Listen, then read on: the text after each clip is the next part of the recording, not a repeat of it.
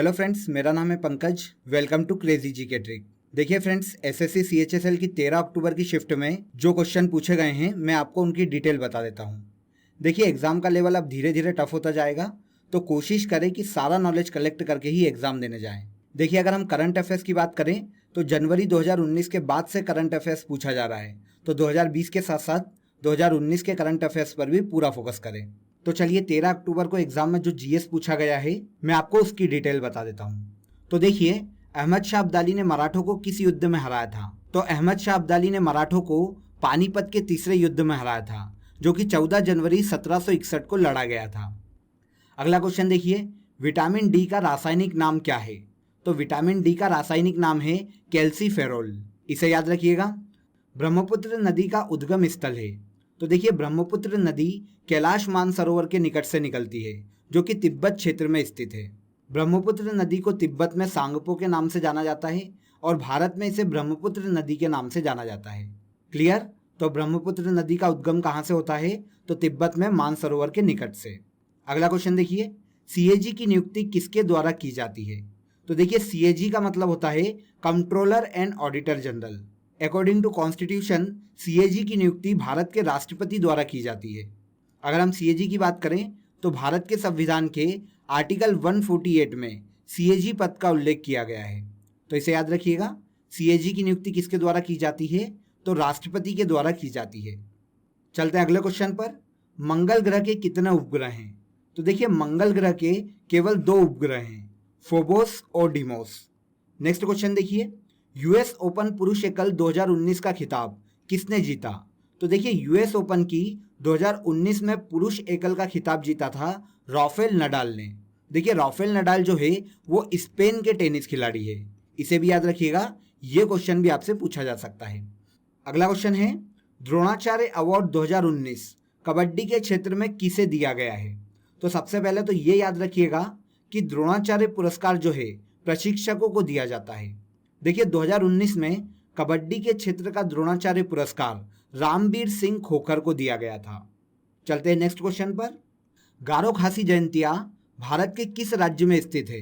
तो देखिए, ये तीनों नाम की जनजाति भी है और ये तीनों नाम के पर्वत भी हैं, और ये जो पर्वत और जनजाति है भारत के मेघालय राज्य में स्थित है। तो यहाँ पर हमारा आंसर सही हो जाएगा, मेघालय राज्य। अगला क्वेश्चन देखिए, चंद्रयान 2 मिशन कब लॉन्च किया गया? तो चंद्रयान 2 मिशन लॉन्च किया गया था 22 जुलाई 2019 को, और चंद्रयान प्रथम लॉन्च किया गया था 2008 को। तो इन दोनों ही क्वेश्चन को याद रखिएगा, क्योंकि क्वेश्चन कैसा भी पूछा जा सकता है। भारत का सबसे ऊंचा जलप्रपात कौन सा है? तो भारत का सबसे ऊंचा जलप्रपात कर्नाटक राज्य का कुंचिकल जलप्रपात है, और अगर हम इसकी ऊंचाई देखें तो ये 455 मीटर ऊंचा है। छाऊ किस राज्य का लोक नृत्य है?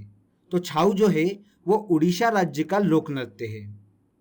नेक्स्ट क्वेश्चन देखिए, आईपीएल 2019 में मोस्ट वैल्यूएबल प्लेयर का खिताब किसने जीता? तो देखिए, 2019 में आईपीएल का जो फाइनल था वो चेन्नई सुपर किंग और मुंबई इंडियन के बीच राजीव गांधी क्रिकेट स्टेडियम हैदराबाद में खेला गया था। देखिए, आईपीएल 2019 में मोस्ट वैल्यूएबल प्लेयर का जो खिताब था वो आंद्रे रसेल ने जीता, जो कि उस वक्त केकेआर की टीम में थे, मतलब कोलकाता नाइट राइडर की टीम में थे। और अगर पूछे आंद्रे रसेल किस देश के खिलाड़ी हैं, तो ये वेस्ट इंडीज के खिलाड़ी हैं। क्लियर? तो आईपीएल के सारे क्वेश्चन याद रखिएगा, क्योंकि यहाँ से क्वेश्चन अक्सर पूछे जाते हैं। कांग्रेस के 1929 के अधिवेशन की अध्यक्षता किसने की? तो देखिए, 1929 के कांग्रेस अधिवेशन की अध्यक्षता की थी जवाहरलाल नेहरू ने, जो कि भारत के पहले प्रधानमंत्री बने थे। देखिए, 1929 के कांग्रेस अधिवेशन में ही पहली बार पूर्ण स्वराज की मांग की गई थी। तो इसे भी याद रखिएगा, भारत में पहली बार पूर्ण स्वराज की मांग कांग्रेस के किस अधिवेशन में की गई? तो 1929 के अधिवेशन में, और इसकी अध्यक्षता की गई थी जवाहरलाल नेहरू द्वारा। मिशन इंद्रधनुष किससे संबंधित है? तो देखिए, मिशन इंद्रधनुष बच्चों के टीकाकरण से संबंधित है। अगला क्वेश्चन देखिए, फादर ऑफ मॉडर्न फिजिक्स किसे कहा जाता है? तो फादर ऑफ मॉडर्न फिजिक्स कहा जाता है गैलीलियो को। इसे भी याद रखिएगा। चलते हैं नेक्स्ट क्वेश्चन पर। अगला क्वेश्चन देखिए, सती प्रथा का अंत किसने किया? तो देखिए, सती प्रथा का अंत किया था लॉर्ड विलियम बेंटिक ने। देखिए, लॉर्ड विलियम बेंटिक जो है वो 1828 से लेकर 1835 तक भारत के गवर्नर जनरल रहे हैं। देखिए ये पहले बंगाल के गवर्नर जनरल थे और बंगाल के गवर्नर जनरल को ही भारत का गवर्नर जनरल बना दिया गया था। तो भारत के पहले गवर्नर जनरल भी कौन थे? Lord William Bentinck. Raja Ram Mohan Roy के सहयोग से इन्होंने सती प्रथा का भारत में अंत किया था। नेक्स्ट क्वेश्चन देखिए, किस शासक ने गंगईकोंड चोल की उपाधि धारण की? तो देखिए दक्षिण भारत के ही वंश है। गंगईकोंड चोल की उपाधि धारण की थी चोल वंश के शासक राजेंद्र चोल प्रथम ने, तो इसे भी याद रखिएगा। अगला क्वेश्चन देखिए, आरबीसी का जीवन काल कितना होता है? तो रेड ब्लड सेल्स जो हैं उनका जीवन काल होता है 120 दिन।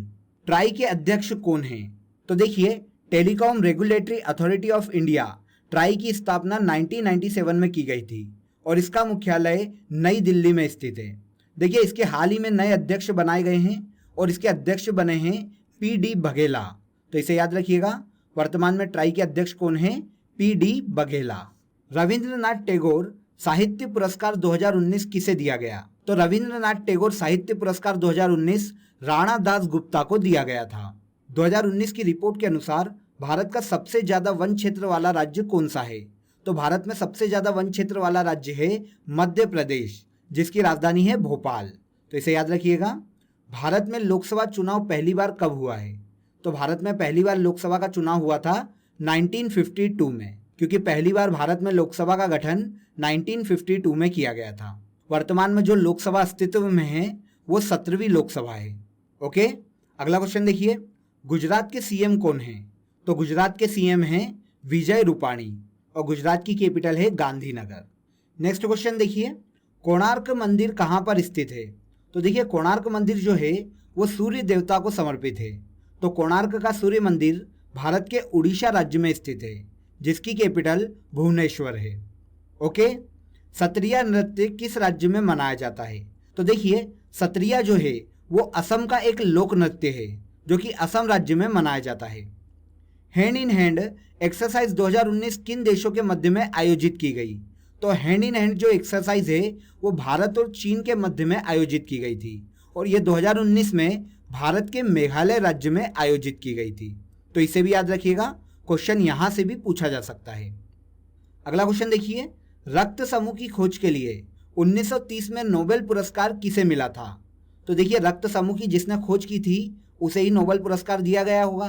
तो कार्ल लैंडस्टीनर को रक्त समूह की खोज के लिए 1930 में नोबेल पुरस्कार दिया गया था। नेक्स्ट क्वेश्चन देखिए, नीति निर्देशक तत्व संविधान के किस भाग से संबंधित है? तो देखिए नीति निर्देशक तत्व जो हैं संविधान के भाग 4 में दिए गए हैं। संविधान के भाग 4 में आर्टिकल 36 से 51 तक नीति निर्देशक तत्वों का उल्लेख किया गया है। क्लियर? अगला क्वेश्चन देखिए, किसे ईस्ट बंगाल फुटबॉल क्लब के द्वारा 2019 में भारत गौरव अवार्ड दिया गया है? तो देखिए ईस्ट बंगाल फुटबॉल क्लब द्वारा 2019 का भारत गौरव अवार्ड जो है वो कपिल देव को दिया गया है, तो हमारा यहाँ पर आंसर सही हो जाएगा कपिल देव। लास्ट क्वेश्चन देखिए, पूर्वी भारत की सीमा किन पड़ोसी देशों के साथ लगती है? तो पूर्वी भारत की जो सीमा है वो बांग्लादेश और म्यांमार के साथ टच होती है। इसमें से बांग्लादेश की कैपिटल है ढाका और म्यांमार की कैपिटल है नेपिता, इन दोनों को याद रखिएगा। पूर्वी भारत की सीमा बांग्लादेश और म्यांमार से टच होती है। तो फ्रेंड्स ये थे जीएस के कुछ ऐसे क्वेश्चन जो कि 13 अक्टूबर की एग्जाम में पूछे गए हैं। तो एग्जाम देने जाने से पहले इन क्वेश्चन को अच्छी तरीके से देख लीजिएगा। Okay, best of luck. Hello everyone, मेरा नाम Nishit, welcome to crazy GK trick. आज हम एसएससी सीएचएसएल 13 अक्टूबर 2020 के मैथ्स के सारे जो तीनों शिफ्ट्स हैं उनको डिस्कस करेंगे। एक ओवरव्यू दे दूं, पेपर मॉडरेट था, कल के मुकाबले पेपर थोड़ा सा लेंदी था, डिफिकल्ट था, कैलकुलेटिव था बोल सकता हूँ, पेपर मॉडरेट लेवल पर था। तो अगर आपके अटैम्प्ट बहुत ज़्यादा नहीं है, सारे क्वेश्चन नहीं अटैम्प्ट कर पाए तो भी कोई दिक्कत नहीं, पेपर का लेवल थोड़ा सा अच्छा था। चलिए सीधा आते हैं मुद्दे पर। पहला क्वेश्चन देखिए क्या है, मार्क प्राइस 3600 रुपये है, कॉस्ट प्राइस 2800 रुपये है, डिस्काउंट 16% या प्रॉफिट परसेंट निकालना है। बहुत ही सिंपल क्वेश्चन है, यहाँ पर आपको 16% का डिस्काउंट देना है। 3600 का 16% कितना निकल कर आएगा? 576 है कि नहीं? तो 576 हम यहाँ पर माइनस कर देंगे। माइनस करने पर क्या मिलेगा? 3024, ये हमारी एसपी हो जाएगी। तो देखिए खरीदा 2800 में था, बेचा 3024 में, तो बेसिकली यहाँ से अगर मैं डिफरेंस निकालूंगा तो मेरा प्रॉफिट कितना निकल कर आएगा? 224। अब मुझे प्रॉफिट परसेंटेज निकालना है, यानी वापस 2800 से डिवाइड करूंगा और 100 से मल्टीप्लाई कर लूंगा। आंसर आपका 8 बार में पूरा पूरा कैंसिल हो जाएगा, यानी आपका प्रॉफिट परसेंटेज 8% आएगा। बहुत ही सिंपल क्वेश्चन था। चलिए अगला क्वेश्चन देखते हैं। नेक्स्ट क्वेश्चन देखिए क्या लिखा है। 35 क्रमिक संख्याओं का औसत n है, पहली 10 संख्याओं को छोड़ दिया जाए, अगली 10 संख्याएं ले ली जाएं तो नया औसत m हो जाता है।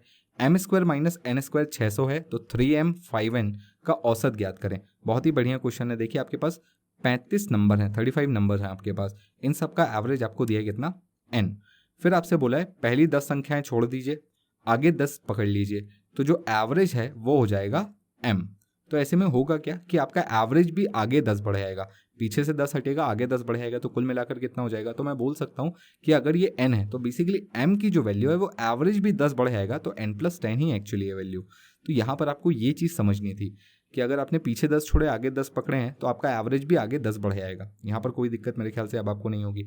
अब इनका स्क्वायर बोला है आपको, किसका, m square minus n square equals to 600। मुझे बताइए दो नंबर्स का स्क्वायर का डिफरेंस 600 कब हो सकता है। तभी हो सकता है, लास्ट में 2 जीरो तभी आ सकते हैं जब लास्ट के 2 डिजिट्स, यानी इसके स्क्वायर करने पर जो लास्ट के 2 डिजिट हैं और इसका स्क्वायर करने पर जो लास्ट के 2 डिजिट हैं वो सेम हो। ऐसा कब होता है, ऐसा तभी होता है जब जो लास्ट डिजिट होता है वो 5 होता है। फॉर एग्जाम्पल 15 और 25 मैं देखूँ तो यहाँ पर भी लास्ट में 25 आएगा और यहाँ पर भी लास्ट में 25 आएगा, माइनस करूँगा तो अगेन लास्ट के 2 डिजिट जीरो हो जाएंगे। या फिर ये 25 35 पर भी हो सकता है, सॉरी ये 25 15, या फिर ये 35 25 पर भी हो सकता है, या फिर ये 45 35 पर भी हो सकता है। तो देखिए यहाँ पर यही चीज़ हमको समझनी थी कि कहाँ पर आपको डिफरेंस 600 मिलेगा। तो आप इजीली देख सकते हैं कि 35 और 25 का जो स्क्वायर है इनके बीच का डिफरेंस जो है, इनके बीच का डिफरेंस आपको 600 मिलेगा। तो जैसे ही मुझे ये पता चल गया तो अब मुझे सीधा सीधा m की वैल्यू 35 पता चल चुकी है और n की वैल्यू 25 पता चल चुकी है। अब मुझे क्या करना है, तो 3m प्लस 5n का एवरेज निकालना है। तो 3m का मतलब 35 प्लस 5n का मतलब 25 अपॉन 2 कर लेंगे, ये आ जाएगा 105 प्लस 125 अपॉन 2, टोटल हो जाएगा 230 अपॉन 2, यानी आंसर होगा 46। मेरे ख्याल से आपको ये क्लियर है। चलिए नेक्स्ट क्वेश्चन देखते हैं। अगला क्वेश्चन देखिए क्या लिखा है। tan 2 theta plus 45 equals to cot 3 theta minus 15, ये दोनों बराबर हैं। देखिए ये दोनों बराबर कब होते हैं, ये दोनों तभी बराबर होते हैं जब दोनों एंगल्स का सम 90 डिग्री हो। जब दोनों एंगल्स का सम 90 डिग्री हो तो क्वेश्चन यहीं पर खत्म हो जाता है। 2 theta plus 45 plus 3 theta minus 15 equals to 90। तो यहाँ से आप जब 5 थीटा की वैल्यू निकालेंगे तो आपको मिलेगा 60 और थीटा की वैल्यू आप कितना बता पाएंगे, 12। यही आपका सही आंसर होगा। मेरे ख्याल से आप समझ गए। अब देखिए ये चीज़ tan cot के लिए तो है ही है, साइन और कॉस के लिए भी है, यानी साइन थीटा और कॉस फाई अगर मुझे दिया है और ये दोनों इक्वल दिए हैं तो मैं थीटा प्लस फाई 90 बोलूँगा। सेम चीज़ कोसेक थीटा और सेक फाई के लिए भी है, अगर ये दोनों बराबर है यानी इन दोनों का सम भी 90 होगा। तो इस बात को ध्यान रखिएगा। चलिए अगला क्वेश्चन देखते हैं। अगला क्वेश्चन देखिए बहुत ही बढ़िया क्वेश्चन है। यहाँ पर आपको इसको थोड़ा सा सॉल्व करना पड़ सकता है, कैलकुलेटिव हो सकता है थोड़ा सा, पर बिल्कुल भी कठिन नहीं होगा। चलिए यहाँ पर कौन सा फॉर्मूला लगेगा, a प्लस बी का होल स्क्वायर। तो ए स्क्वायर यानी 9 का स्क्वायर 81 प्लस बी स्क्वायर यानी 4√5 का स्क्वायर 80 आएगा, प्लस 2 इंटू ए इंटू बी 4√5। इन सबको जोड़ेंगे तो ये आएगा 161 प्लस 160√5। बोलिए क्लियर है। मेरे ख्याल से यहाँ तक आपको, सॉरी ये 160 नहीं होगा 72 होगा, यहाँ पर ये 72 होगा। 72 8 4 2 8 8 9 72 70√5 है ना, प्लस यहाँ पर a माइनस बी का होल स्क्वायर लगेगा तो सब कुछ सेम रहेगा 161, बस ये माइनस हो जाएगा 72√5। अब देखिए अगर आपको परमेकरण करते आता है, रैशनलाइजेशन करते आता है तो ये 2 सेकंड का क्वेश्चन है। यहाँ पर देखिए क्या होगा, ये जब ऊपर जाएगा तो ये हो जाएगा 161 माइनस 72√5 अपॉन दोनों के स्क्वायर का डिफरेंस नीचे आएगा 1, प्लस यहाँ पर देखिए ये क्या हो जाएगा 161 प्लस 72√5 और दोनों के स्क्वायर का डिफरेंस नीचे आएगा यानी 1। अब यहाँ से ये दोनों टर्म्स कैंसिल हो जाएंगे और आंसर क्या होगा 322। मेरे ख्याल से आपको ये समझ में आ गया होगा। रेसिप्रोकल करते आना चाहिए, रैशनलाइज करते आना चाहिए आपको, परिमेयकरण करते बनना चाहिए। बस देखकर आप परिमेयकरण आपको बताते बनना चाहिए। चलिए अगला क्वेश्चन देखते हैं। अगला क्वेश्चन देखिए 5,000 रुपयों का CI अगर फर्स्ट सेकंड थर्ड ईयर के लिए ब्याज की दर 4%, 3%, 2% है तो बहुत ही बढ़िया क्वेश्चन है। थोड़ा सा कैलकुलेटिव हो सकता है बट अगर थोड़ा भी कैलकुलेशन अच्छा है तो बिल्कुल दिक्कत नहीं होगी। पहले साल 4%, दूसरे साल 3%, तीसरे साल 2%। तो देखिए 4% कितना होगा, 200 हो जाएगा 3%, 150 हो जाएगा और 2% 100 हो जाएगा। अगले साल यानी सेकेंड ईयर जो ब्याज मिलेगा वो 3% के हिसाब से मिलेगा, यानी इस बार मुझे 200 का केवल 3% ही मिलेगा। कितना होता है 200 का 3%? 6 होता है। बोलिए क्लियर। तीसरे साल जो ब्याज मिलेगा वो 2% के हिसाब से मिलेगा। तो 200 का 2% कितना होता है? 4। 150 का 2% कितना होता है? 3। और 6 का 2% कितना होता है? तो 0.12। इन सबको ऐड कर लेंगे तो मुझे क्या मिल जाएगा? मुझे मिल जाएगा मेरा CI यानी चक्रवर्ती ब्याज। यहाँ पर देखिए ये कितना है? 200, 300, 450। तो ये 450 तो यही हो गया, प्लस 4 और 3 7 होता है, प्लस 0.12, सॉरी 4 3 7 7 6 13, ये 13 आएगा। तो अब इन सबको ऐड करेंगे तो क्या होगा? 463.12। ये होगा हमारा 3 साल का CI। बहुत ईजी था, है ना। चलिए अगला क्वेश्चन देखते हैं। अगला क्वेश्चन देखिए क्या लिखा है। 1 plus cos theta minus sign square theta upon sine theta bracket 1 plus cos theta. कुछ भी नहीं करना है, ये जो नेक्स्ट वाला टर्म है इसको ध्यान रखेंगे। First term 1 plus cos theta है, ठीक है, माइनस साइन स्क्वायर थीटा को मैं क्या लिख सकता हूँ? 1 माइनस कॉस स्क्वायर थीटा लिख सकता हूँ, है ना। अब देखिए 1 है ना, इसको मैं 1 का स्क्वायर भी लिख सकता हूँ और यहीं पर मैं इसे तोड़ दूंगा, ये आ जाएगा नीचे sine theta 1 plus cos theta. अब देखिए ये जो ऊपर वाला टर्म्स आपको दिख रहा है ना, इतना हिस्सा, ये आपको कहीं ना कहीं ए स्क्वायर माइनस बी स्क्वायर जैसा दिखना चाहिए। तो इससे क्या होगा? 1 प्लस कॉस थीटा, ये ब्रैकेट में मैं इसको लिख दे रहा हूँ, माइनस इस टर्म को मैं ब्रेक कर रहा हूँ, 1 plus cos theta into 1 minus cos theta, ऐसे मैं ब्रेक कर रहा हूँ, अपॉन 1 प्लस कॉस थीटा तो है ही, साथ में साइन थीटा भी है। तो अब देखिए होगा क्या, ऊपर से 1 plus cos theta 1 plus cos theta सब जगह कॉमन आ जाएगा, ये कैंसिल हो जाएगा, बचेगा क्या? यहाँ बचेगा 1 माइनस, यहाँ क्या बचेगा? 1 plus cos theta upon sine theta. तो यहाँ से +1 -1 कैंसिल हो जाएगा। Cos theta upon sine theta क्या होता है? Cot theta. ये हमारा सही आंसर होगा। चलिए नेक्स्ट क्वेश्चन देखते हैं। अगला क्वेश्चन देखिए क्या लिखा है। Cos theta sine theta cot theta are in GP, find 10 की power 6 theta minus 10 square theta. देखिए जीपी का मतलब क्या होता है? जीपी का मतलब होता है जो सेकेंड टर्म है ना, इसका स्क्वायर इन दोनों के मल्टीप्लीकेशन के बराबर होगा, यानी sine square theta equals to cos theta into cot theta. अब देखिए कॉट थीटा को मैं क्या लिख सकता हूँ? कॉट थीटा को मैं cos theta into cos theta upon sine theta लिख सकता हूँ कि नहीं, है ना। तो अब मैं यहाँ पर क्या कर रहा हूँ, देखिए मैं साइन थीटा को इक्वल टू के इधर ले जा लूँगा, ये साइन स्क्वायर थीटा पहले से था, साइन और आ जाएगा, तो ये हो गया sine cube theta equals to cos square theta. दोनों तरफ मुझे डिवाइड करना है, किससे डिवाइड करूँगा मैं करूँगा कॉस क्यूब थीटा से। ऐसा करने पर क्या होगा? तो ऐसा करने पर ये होगा कि ये वाला जो टर्म है ना, ये हो जाएगा 10 क्यूब थीटा इक्वल्स टू, यहाँ से एक कैंसिल हो जाएगा, यहाँ पर बचेगा सेक थीटा। बोलिए क्लियर है? तो 10 क्यूब थीटा की वैल्यू अगर सेक थीटा है तो 10 की पावर 6 कितना होगा? क्या मैं इसको सेक स्क्वायर थीटा बोल सकता हूँ? माइनस 10 स्क्वायर थीटा को बिल्कुल चेंज मत करना, क्योंकि ये तो हमारी आइडेंटिटी है, बचपन से रट रखा है हमने कि क्या होता है, इसकी वैल्यू 1 होती है, यानी इसका आंसर ऑप्शन जो भी होगा आपके पास 1 ही होगा। मेरे ख्याल से क्लियर आप सभी को। चलिए अगला क्वेश्चन देखते हैं। अगला क्वेश्चन देखिए सर्कल से था, बहुत ही बढ़िया क्वेश्चन है। यहाँ पर आपको क्या बताया गया है कि AB एक चौड़ है, एंगल C जो कि एंगल C पर 135 का बनाती है, OB एक तरीके से आपको रेडियस दी हुई है और आपसे पूछा है AB की लेंथ कितनी है। यहाँ पर आपको क्या निकालना है? AB इक्वल्स टू कितना। तो चलिए इसको सॉल्व करने की कोशिश करते हैं, कैसे बनाना है। देखिए यहाँ पर एक बात समझिएगा कि यहाँ पर ये लाइन अगर मैं ऐड कर दूँ तो ये भी तो रेडियस है ना, ये भी रेडियस है, तो ये कितना हो जाएगा? 2√2। दूसरी बात, अगर मैं इस पॉइंट से सरकमफेरेंस पे कहीं पर भी एक पॉइंट ऐसा बना दूं और उसको अगेन मैं B पॉइंट से जोड़ दूं, तो देखिए अब ये जो बड़ा वाला स्ट्रक्चर दिख रहा है आपको, 4 साइड्स कौन कौन सी, इसको मैं नाम दे देता हूँ D। तो A C B D ये एक साइक्लिक क्वाड्रिलेटरल दिख रहा है, और साइक्लिक क्वाड्रिलेटरल की प्रॉपर्टी क्या होती है कि आमने सामने वाले कोणों का योग कितना होता है? 180 होता है। तो देखिए मैं यहाँ से आपको बता सकता हूँ कि ये वाला जो एंगल है ये कितना है? 45 है। और अगर ये 45 है तो सेंट्रल एंगल कितना होगा? जस्ट इसका डबल होगा, यानी 90 होगा। तो अब आपको पता चल गया कि एक राइट एंगल ट्राइंगल है जिसका एंगल 90 है, और यहाँ पर ये साइड और ये साइड दोनों इक्वल हैं, 2√2 तो ये कितना होगा? तो ये होगा 2√2 का इंटू √2, यानी कुल मिलाकर 4 सेंटीमीटर आपका आंसर होगा, यानी AB की लेंथ 4 सेंटीमीटर निकल के आएगी। मेरे ख्याल से आपको ये बात समझ में आ गई होगी। चलिए आगे बढ़ते हैं। अगला क्वेश्चन देखिए क्या लिखा है। x की पावर 4 + 1/x की power 4 equals to 257 upon 16 find x cube plus 1/x³। बहुत ही बढ़िया क्वेश्चन। क्या करना है देखिए, आपको यहाँ पर पहले इसका एक्स स्क्वायर प्लस 1/x² निकालना पड़ेगा। वो कैसे निकलेगा, तो √257/16 -2 करना पड़ेगा। बोलिए क्लियर है, सॉरी +2 करना पड़ेगा, प्लस का है ना, तो देखिए यहाँ पर +2 करना पड़ेगा। तो कुल मिलाकर यहाँ पर ये कितना आएगा, टोटल आप निकालेंगे तो ये 289/16 आएगा √। अब 289 किसका स्क्वायर है, तो अगर आपको याद है तो ये 17 का स्क्वायर है, तो ये आ गया 17/4। ये जो वैल्यू मिली है मुझे x² प्लस 1/x² की मिली है।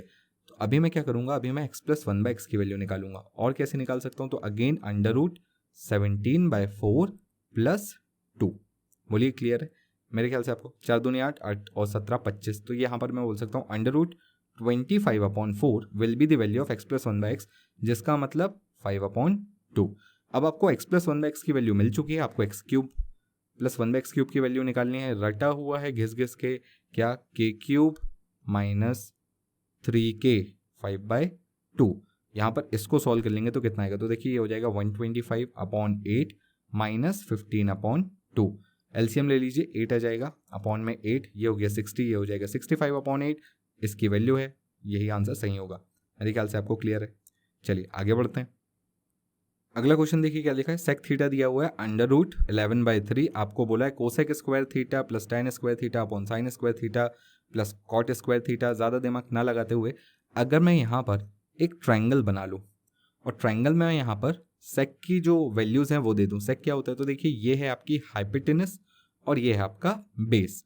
तो हाइपोटेनस आपको पता है √11 है और बेस आपको पता है √3 है। तो आप पाइथागोरस थ्योरम से परपेंडिकुलर तो निकाल ही सकते हैं। परपेंडिकुलर कितना आएगा, √8 आएगा। बोलिए क्लियर है। तो अब यहाँ पर कोसेक स्क्वायर वैल्यू मेरे ख्याल से मुश्किल नहीं है, tan sin cot, आप सबकी वैल्यू इस ट्राइंगल से उठाकर सब्स्टिट्यूट कर सकते हैं। चलिए करने की कोशिश करते हैं। कोसेक का मतलब हाइपोटेनस अपॉन परपेंडिकुलर प्लस इसका स्क्वायर होगा, याद रखिएगा।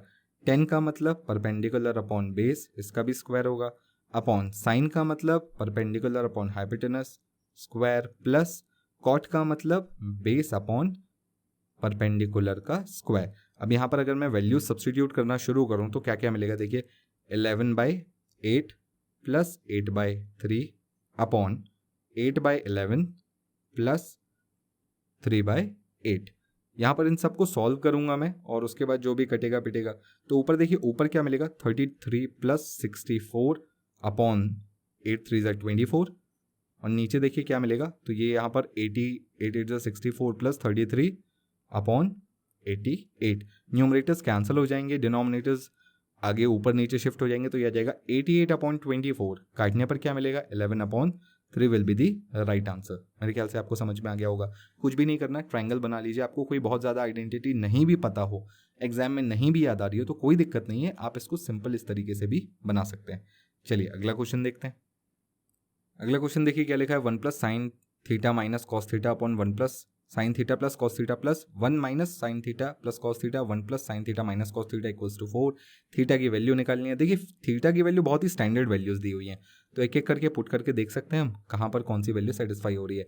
90 रख के देख लीजिए, 90 पे क्या होगा, sin 1 हो जाएगा, cos 0 हो जाएगा, sin 1 cos 0, sin 1 cos 0, sin 1 cos 0।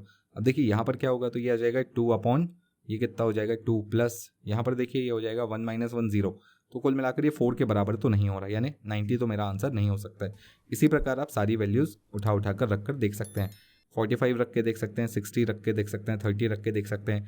तो आप इसको रख के देख लीजिएगा। अगर मैंने रखना शुरू किया तो थोड़ा सा ये लेंदी हो सकता है, तो आप मुझे इसका आंसर कमेंट बॉक्स में ज़रूर बता सकते हैं कि इसका आंसर क्या होगा। चलिए जब तक हम अगला क्वेश्चन देखते हैं। अगला क्वेश्चन देखिए क्या लिखा है, a + b = 8, a + b + a² b + ab² = 120, a³ + b³। a + b का होल क्यूब फॉर्मूला आपको पता है ना, बहुत ही सिंपल है, a³ + b³ + thrice of a² b + thrice of ab², है ना। यहाँ पर आपको a + b का होल क्यूब तो पता ही है, a + b की वैल्यू कितनी है 8, तो 8 का क्यूब कितना होता है 512 बराबर a + b का होल a³ + b³, ये तो आपको निकालना ही है। प्लस 3 अगर मैं यहाँ से कॉमन निकाल लूँ तो जो वैल्यू बचेगी वो a² + a² b + ab² की बचेगी। वो भी यहाँ पर देखिए आप निकाल सकते हैं कैसे, a + b की वैल्यू आपको 120 पता है ना। अगर मैं यहाँ पर 8 रख दूँ a + b की जगह और माइनस कर दूँ तो कितना आता है, तो ये आ जाएगा 112। बोलिए क्लियर। तो मैं यहाँ पर इसकी जगह 112 रख सकता हूँ। तो अब देखिए यहाँ पर क्या होगा, 3 इंटू 112 करूँगा तो A cube plus B cube plus 3 दूनी 6, 3 3, और यहाँ ले जाके मैं 512 में से इसको माइनस कर दूंगा। माइनस करने पर क्या मिलेगा, A cube plus B cube equals to ये आ जाएगा 6, एक कैरी 0 7, एक carry 176 will be the right answer. बोलिए क्लियर है, मेरे ख्याल से आपको ये समझ में आ गया होगा। चलिए आगे बढ़ते हैं। अगला क्वेश्चन देखिए क्या लिखा है, 40 वस्तुओं में से कुछ वस्तुएं 25% के लाभ पर बेची जाती हैं और बाकी 10% की हानि पर बेची जाती हैं। कुल 4% का मुनाफा होता है, 25% पर कितनी वस्तुएं बेची गई थी। बिल्कुल सिंपल है, मिक्सचर एलिगेशन का क्वेश्चन बोल लीजिए, प्रॉफिट एंड लॉस का क्वेश्चन बोल लीजिए। मैंने आपको ये प्रॉफिट एंड लॉस में क्वेश्चन करवाया है, ऐसे क्वेश्चंस करवाए हैं। अगर आपने सीरीज देखी होती तो ये बिल्कुल बन जाता, बहुत सिंपल है।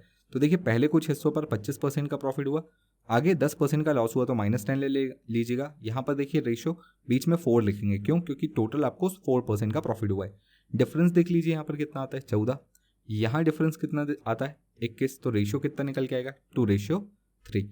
2:3 का मतलब 25% पर 2 वस्तुएं, तो 10% के लॉस पर 3 वस्तुएं, कुल मिलाकर कितनी, 5। टोटल 40 थी, तो 5 की वैल्यू अगर 40 तो 1 की वैल्यू 8, तो यहाँ पर 2 की वैल्यू 8 दूनी 16, यानी 16 वस्तुएं 25% के प्रॉफिट पर बेची गई थी। बहुत ही सिंपल क्वेश्चन था। चलिए आगे बढ़ते हैं। अगला क्वेश्चन देखिए क्या लिखा है, 59A44B 36 से विभाजित होता है तो A प्लस बी की अधिकतम मान ज्ञात करें। देखिए आपके सामने नंबर है 59A44B, इसको मुझे 36 से डिवाइड करना है। देखिए 36 प्राइम नंबर नहीं है तो मैं इसको स्प्लिट करता हूँ को प्राइम नंबर्स में, यानी ये 4 और 9 में। बोलिए क्लियर है। तो अब देखिए 4 का नियम क्या बोलता है कि लास्ट के 2 डिजिट देखिए, अब लास्ट के 2 डिजिट 4B है, तो देखिए यहाँ पर ये 40 होता तो भी काम चल जाता, 44 होता तो भी काम चल जाता, 48 होता तो भी काम चल जाता। यानी बी की जो पॉसिबल वैल्यूज है वो कौन कौन सी है, 0, 4 और 8। यानी इस हिसाब से ये जो नंबर बनेगा वो क्या बनेगा, 59A440, 59A444 और 59A448। बोलिए क्लियर है। अब देखिए 9 का नियम क्या बोलता है कि इन सबको हमें ऐड करना होता है और ऐड करके देखना होता है कि 9 से डिवाइड हो रहा है या नहीं। तो यहाँ पर देखिए क्या आता है, तो ये आता है 14, 14 4 18, 18 4 22। तो मैं बोल सकता हूँ ये है 22 प्लस A। इसी प्रकार यहाँ पर देखिए तो ये हो जाएगा 26 प्लस A, और यहाँ पर देखिए कितना हो जाएगा, ये हो जाएगा 30 प्लस A। तो अब देखिए अगर इन सबको 9 से डिवाइड करना है तो 22 के बाद अगला नंबर कौन सा आता है, 27 आता है। यानी मैं बोल सकता हूँ कि A की वैल्यू यहाँ पर 5 होनी चाहिए। यहाँ पर देखें 26 के बाद अगला नंबर कौन सा आता है, 27 ही आता है, तो यहाँ पर A की वैल्यू 1 होनी चाहिए। और 30 के बाद अगला नंबर क्या आता है, तो 36 आता है। तो देखिए यहाँ पर A की वैल्यू क्या होनी चाहिए, 6। तो देखिए अब हम मैक्सिमम वैल्यू देखें तो 5 और 0 टोटल 5 होता है, ये मैक्सिमम नहीं है। 1 और 4 टोटल 5 होता है, 6 और 8 14 होता है। तो मुझे बताइए मैक्सिमम वैल्यू कहाँ पर आई इस सिचुएशन में, यानी मैक्सिमम वैल्यू 14 आपका सही आंसर होगा।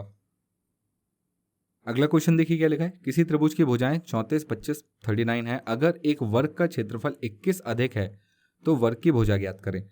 बहुत ही सिंपल क्वेश्चन है, आपको ट्रायंगल्स की सारी भुजाएं दी है, आपको पहले इसका एवरेज निकालना है, सॉरी एरिया निकालना है। एरिया कैसे निकालते हैं, Heron's formula, under root S into S minus A, S minus B, S minus C. बोलिए क्लियर है। यहाँ पर आपको S की वैल्यू कितनी मिलेगी, अगर आप S की वैल्यू निकाले जाएंगे तो सबको जोड़ना पड़ेगा और फिर 2 से भाग देना पड़ेगा। 34 प्लस 25 प्लस 39 अपॉन 2, ये कितना आएगा, ये आएगा 98। बोलिए क्लियर, अपॉन 2, यानी ये आ जाएगा 49। आपको S की वैल्यू मिल गई 49। तो अब यहाँ पर अगर मैं वैल्यू पुट करूँ तो S यानी 49 इंटू S माइनस ए यानी 34 माइनस करना है, कितना बचेगा 15, प्लस सॉरी इंटू यहाँ पर आपको 25 माइनस करना है, कितना बचेगा 24, इंटू 39 माइनस करना है, कितना बचेगा 10। यहाँ पर अगर मैं देखूँ इन सबको मल्टीप्लाई करने के बाद तो यहाँ पर 7 बाहर आ जाएगा, यहाँ पर 5 और 5 बाहर आ जाएगा, 2 बचेगा, 24 दूनी 3 बचेगा, सॉरी 24 दिया 72, और 72 से यहाँ 2 बचेगा, 72 दूनी 144 यानी 12। तो बेसिकली इतना बाहर आएगा। बोलिए क्लियर है। तो यहाँ से मैं मल्टीप्लाई कर लेता हूँ, सब कुछ मल्टीप्लाई करने पर कितना आएगा 420। बोलिए क्लियर है। यहाँ पर मुझे ये 420 मिल गया है। अब देखिए मुझे क्या करना है, मुझे यहाँ पर इसमें 21 ऐड करना है, तो ये हो जाएगा 441। और इसका बेसिकली ये जो है ये एक स्क्वायर का एरिया है। स्क्वायर का एरिया क्या होता है, ए स्क्वायर। तो यहाँ से मैं ए की वैल्यू कितनी निकाल पाऊंगा 21, यानी जो मेरी साइड्स हैं वो कितनी है 21 होगी। क्लियर? चलिए नेक्स्ट क्वेश्चन देखते हैं। अगला बहुत ही बढ़िया सवाल है, बहुत ही अच्छा सवाल है। क्या क्वेश्चन है देखिए, ए की वैल्यू दी हुई है 2 इंटू साइन का 6 पावर 6 प्लस कॉस की पावर 6 माइनस 3 इंटू साइन की पावर 4 प्लस कॉस की पावर 4। इसका फॉर्मूला आपको पता होना चाहिए। अगर ये आपको पता है तो बहुत इजीली क्वेश्चन बन जाएगा। 2 इंटू इसका फॉर्मूला क्या होता है, तो देखिए फॉर्मूला बहुत आसान है, इसको याद कर लीजिएगा अभी इसी वक्त। 1 minus 3 sign square theta cos square theta. बोलिए क्लियर? और यहाँ पर -3 के बाद इसका फॉर्मूला भी आपको पता होना चाहिए। ये क्या होता है, 1 minus 2 sign square theta into cos square theta. तो बस इसको याद रख लीजिए तो आपका काम हो जाएगा। तो अब देखिए क्या होगा, 2 इंटू दिस 3 इंटू दिस, तो यहाँ पर ये वाला सेक्शन जो है वो कैंसिल हो जाएगा क्योंकि दोनों का 6 कोफिशिएंट आएगा और बाकी तो सेम है। तो ये आ जाएगा 2 माइनस 3 यानी -1। तो ए की वैल्यू मेरे पास -1 आ गई। अब ए की वैल्यू -1 है तो देखिए यहाँ पर रखता हूँ cos 3 theta equals to under root 3 में से या 3 -1 5 -1, ये कुल मिलाकर क्या हो जाएगा 2/4 अंडर रूट 2/4 यानी ये हो जाएगा 1/√2। 1/√2 यानी जो थीटा है वो कितना होगा, कॉस 1/√2 कब होता है, जब ये 45 होता है।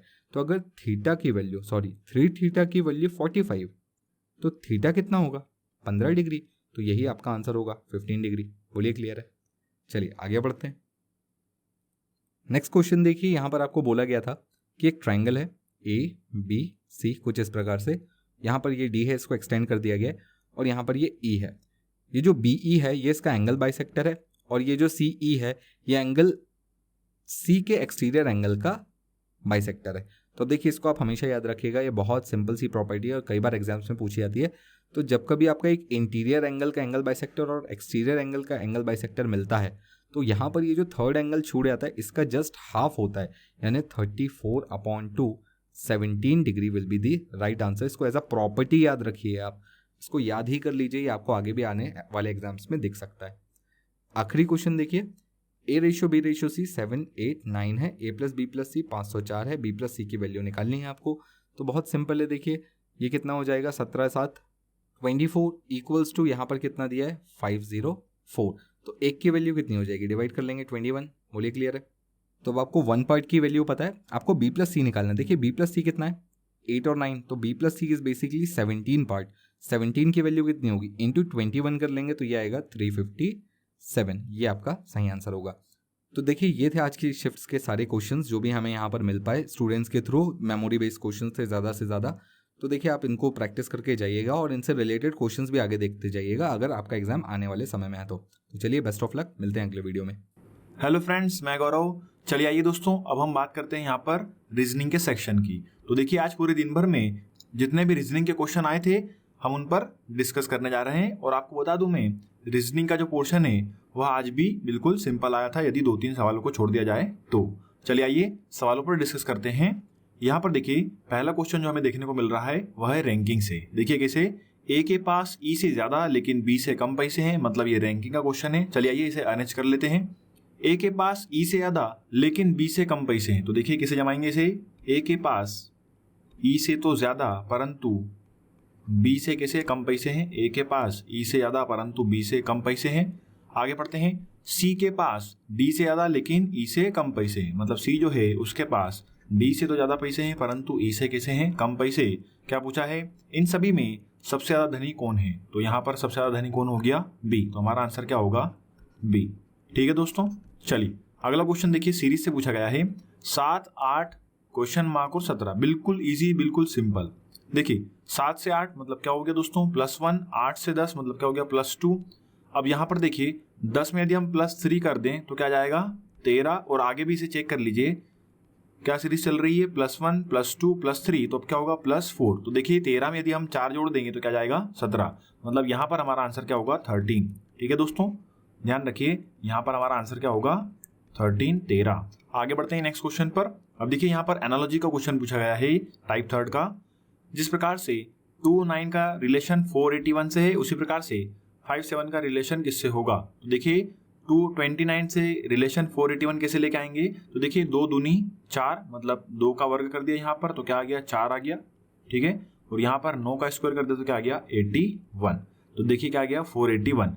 उसी प्रकार से यहाँ पर 5 का स्क्वायर कर देंगे और क्या कर देंगे 7 का स्क्वायर। तो 5 का स्क्वायर कितना 25 और 7 का स्क्वायर कितना 49। तो हमारा आंसर होगा 2549।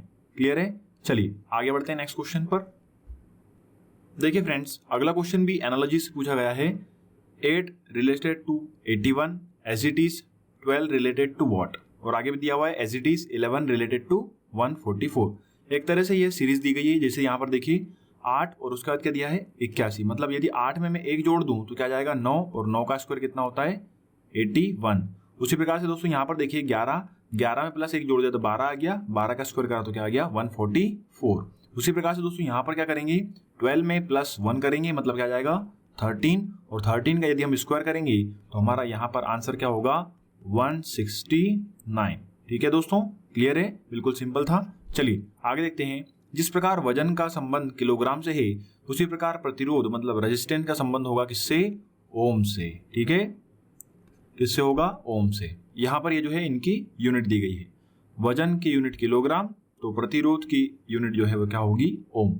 चलिए आगे बढ़ते हैं। अगला क्वेश्चन सीरीज से है 4, 6, 9, 14 और 21। तो अगला क्या होगा, तो देखिए यह भी बिल्कुल इजी है। देखिए 4 से 6 पे कैसे जाएंगे +2, उसके बाद में 6 से 9 कैसे जाएंगे +3, फिर 9 से 14 +5, अब 14 से 21 +7। तो यहाँ पर देखिए प्राइम नंबर को ऐड करते जा रहे हैं। पहले 2 जोड़ा, फिर 3, फिर 5, फिर 7। अब अगला प्राइम नंबर क्या होगा हमारा 11। तो यहाँ पर क्या जुड़ेगा 11। तो 21 में 11 जोड़ दीजिए, आपका वही आंसर होगा। तो क्या आंसर होगा दोस्तों 32। क्लियर है, यहाँ पर हमारा आंसर क्या होगा 32। चलिए आगे बढ़ते हैं नेक्स्ट क्वेश्चन पर। देखिए यहाँ पर क्वेश्चन दिया गया है, नागालैंड जिस प्रकार से रिलेट करता है किसे, कोहिमा को, उसी प्रकार से असम रिलेट करेगा। अब देखिए ये क्वेश्चन रीजनिंग का भी हो गया और जीएस का भी हो गया, स्टैटिक जीएस पूछ लिया उसने। यहाँ पर नागालैंड का संबंध यदि कोहिमा से है तो नागालैंड की राजधानी कोहिमा है, तो असम की राजधानी क्या होगी दोस्तों, तो दिसपुर। ठीक है, क्लियर है। चलिए आगे बढ़ते हैं नेक्स्ट क्वेश्चन। यहाँ पर देखिए यह भी एनालॉजिस का क्वेश्चन है, बिल्कुल सिंपल। GH रिलेटेड टू 78, उसी प्रकार से यहाँ पर अब क्वेश्चन मार्क दिया गया है और आगे दिए गए हैं नंबर 1819। अब देखने में थोड़ा सा क्वेश्चन जो है टफ है, पर उतना ही बिल्कुल सिंपल है। देखिए कैसे, यहाँ पर देखिए दोस्तों मैंने आपको नंबर याद कराए थे कोडिंग डिकोडिंग में, वह यहाँ पर काम आएंगे। देखिए G का नंबर क्या होता है 7, और उसी प्रकार से H का नंबर क्या होता है 8, और इन दोनों को मिला के यहाँ पर लिख दिया, बस सिंपल। तो उसी प्रकार से देखिए बताइए, तो दोस्तों हमारे अल्फाबेट में 18 नंबर किसका होता है R का, और 19 नंबर किसका होता है S का। तो यहाँ पर हमारा आंसर क्या होगा RS। क्लियर है। चलिए आगे बढ़ते हैं नेक्स्ट क्वेश्चन पर। चलिए फ्रेंड्स देखिए यहाँ पर लिखा गया है GOURD को IQSTF लिखा जाए तो APHID को उसी भाषा में क्या लिखा जाएगा। अब यहाँ पर ये जो क्वेश्चन है वह कोडिंग डिकोडिंग से लिया गया है। देखिए आइए सॉल्व करते हैं इसे।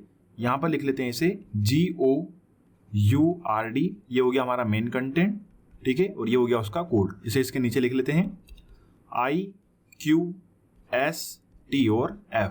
आइए चेंजेस पहचानते हैं। जैसे G से I पे जाएंगे तो क्या होगा +2, O से Q पर जाएंगे तो भी क्या होगा +2, U से S पर -2, R से T +2 और D से F भी क्या होगा +2।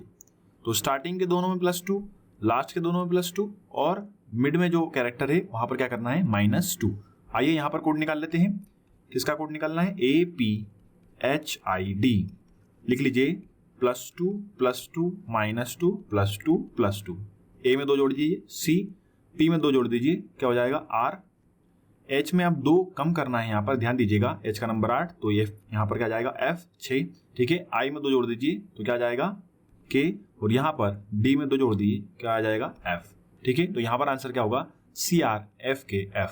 क्लियर है दोस्तों। चलिए अगला क्वेश्चन देखिए। यहाँ पर पासे से रिलेटेड क्वेश्चन पूछा गया है कि एक पासे की 2 स्थिति नीचे दी गई है, यदि ऊपरी सतह पर 6 अंक हो तो निचली सतह पर कौन सा अंक होगा, या फिर क्वेश्चन जो है विपरीत पूछा होगा कि 6 की विपरीत फलक कौन सी होगी। तो यहाँ पर देखिए हम यहाँ पर तीसरा रूल लगा लेंगे, वर्ग चक्रवर्ती का नियम। यहाँ पर दोनों पासों में एक नंबर कॉमन है, कौन सा 5, उसे ऊपर लिख लिया। फिर उसके बाद में लिख लेते हैं यहाँ पर 6, फिर 2, फिर यहाँ पर आगे बढ़ते हैं, यहाँ पर क्या जाएगा 4 और फिर 1। कौन सा एक नंबर दोस्तों यहाँ पर अवेलेबल नहीं है 3, तो उसे लिख देते हैं नीचे। अब हमसे पूछा क्या है, डायरेक्ट हम आंसर देंगे 6 अंक के विपरीत क्या होगा। तो 6 के विपरीत कौन सा है 4, तो 6 के विपरीत में क्या होगा दोस्तों 4, तो यहाँ पर हमारा आंसर क्या होगा 4। क्लियर है। चलिए आगे बढ़ते हैं। एक क्वेश्चन यहाँ पर ओपन डाइस से ही पूछा गया था, उसे भी देख लेते हैं। चलिए देखिए फ्रेंड्स, यहाँ पर ये एक पासे का खुला प्रारूप नीचे दिया गया है, 2 अंक के विपरीत कौन सा अंक होगा। अब यहाँ पर ये जो 2 नंबर है इसके अपोजिट में कौन सा अंक होगा। तो यहाँ पर मैंने आपको बताया था अपनी वीडियो में, यहाँ पर ये देखिए ये दोनों एक दूसरे के अपोजिट होते हैं, उसी प्रकार से यहाँ पर ये दोनों भी एक दूसरे के अपोजिट होते हैं। अब क्या क्या बच गया दोस्तों, 2 और 3। तो यहाँ पर देखिए 2 के अपोजिट में क्या जाएगा, 3। क्लियर है दोस्तों, बिल्कुल सिंपल, देखते ही आंसर आ चुका है, पेन कॉपी की भी जरूरत नहीं यहाँ पर, ठीक है। तो 2 के विपरीत में क्या जाएगा, 3। क्लियर है दोस्तों। चलिए आइए आगे बढ़ते हैं। अगला क्वेश्चन हमारे यहाँ पर है आकृति गिनना, मतलब काउंटिंग ऑफ फिगर से आया है कि यहाँ पर दी गई आकृति में कितने त्रिभुज मौजूद हैं। तो यहाँ पर बिल्कुल सिंपल था इसे काउंट करना। देखिए यहाँ पर एक भाग में कितने हो गए दोस्तों, 3 त्रिभुज, दूसरे भाग में 3, तीसरे भाग में 3। अब देखिए चौथे भाग में यहाँ पर 1 और 2, ये तो 3 है, परंतु यहाँ पर ये पूरी लाइन मिली हुई है क्या, नहीं। तो यहाँ पर कितना त्रिभुज बनेगा, केवल 1, ठीक है। केवल और केवल यहाँ से 1 त्रिभुज मिलेगा। तो देखिए 3 चौक 12 और यहाँ पर ये जो 1 त्रिभुज मिल रहा है ये 13। तो टोटल कितने त्रिभुज होंगे यहाँ पर, 13। हमारा आंसर क्या होगा, 13। क्लियर है, बिल्कुल सिंपल था। चलिए आगे बढ़ते हैं नेक्स्ट क्वेश्चन पर। चलिए दोस्तों देखिए यहाँ पर हमसे वेन डायग्राम का क्वेश्चन पूछा है, महिला, माता और नर्स के बीच के संबंध को कौन सी आकृति प्रदर्शित करती है। और यहाँ पर आपको 4 डायग्राम बने हुए आए थे। देखिए उसमें से मैं आपको यहाँ पर राइट डायग्राम बना के दिखा देता हूँ। महिला, माता और नर्स, तो देखिए सभी की सभी माता जी जो हैं वह क्या होती हैं, महिला, ठीक है। और यहाँ पर एक डायग्राम ऐसा बन जाएगा नर्स का, ठीक है, कि कुछ नर्स महिला भी होती हैं, कुछ नर्स माता भी होती हैं, कुछ नर्स मेल भी होते हैं। क्लियर है, तो यहाँ पर ऐसा डायग्राम बिल्कुल सही होगा। इसको एक बार क्लियर बना देते हैं। यहाँ पर सभी आ जाएंगी माता, ठीक है, सभी की सभी माता क्या हो जाएंगी, महिलाएं, और यहाँ पर क्या बन जाएंगी, ये नर्स। क्लियर है दोस्तों। चलिए आगे बढ़ते हैं अगले क्वेश्चन पर। यहाँ पर क्लासिफिकेशन से क्वेश्चन पूछे गए हैं। क्लासिफिकेशन के 3 से 4 क्वेश्चन और एनालॉजी से भी 3 से 4 क्वेश्चन पूछे जा रहे हैं। देखिए यहाँ पर हमसे पूछा है 125, 529, 169 और 144, इन चारों में से 3 एक समूह बनाते हैं और कोई एक अलग है। तो देखिए अलग छाटना है यहाँ पर। तो यहाँ पर देखिए 529, 169 और 144, ये तीनों के तीनों क्या है, स्क्वायर है, पर्टिकुलर ये क्या है, वर्ग है। ये 23 का हो गया, ये 13 का हो गया और ये 12 का हो गया। पर 125 वर्ग नहीं है, ये क्या है, क्यूब किसका, 5 का। तो हमारा आंसर क्या होगा, 125। क्लियर है दोस्तों। चलिए आगे बढ़ते हैं। इसी प्रकार से देखिए यहाँ पर अल्फाबेट के आधार पर भी हमसे क्लासिफिकेशन पूछा है कि इन चारों में से